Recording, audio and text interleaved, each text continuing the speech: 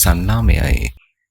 ඉතාලියේ වෙසෙන ශ්‍රී ලාංකිකයන්ට රියදුරු බලපත්‍ර ලබා දීම කඩිනම් කිරීමට එරට රජය එකඟ වී ඇති බව විදේශ කටයුතු විදේශ රැකියා සහ සංචාරක අමාත්‍ය විජිත හේරත් මහතා පවසයි.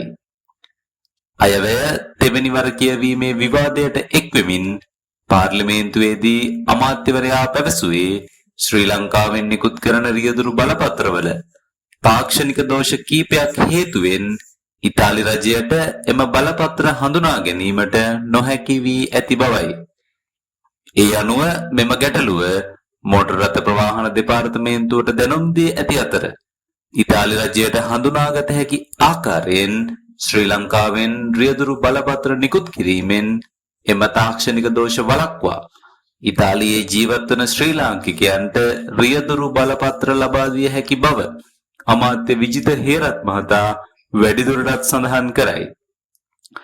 2022 වසරේ සිට මේ දක්වා ඉතාලියේ ශ්‍රී ලාංකික රියදුරු බලපත්‍ර ක්‍රියාත්මක වී නොමැති බවත් එය වත්මන් ආණ්ඩුවේ වරදක් නොවන බවත් අමාත්‍යවරයා පෙන්වා දෙයි.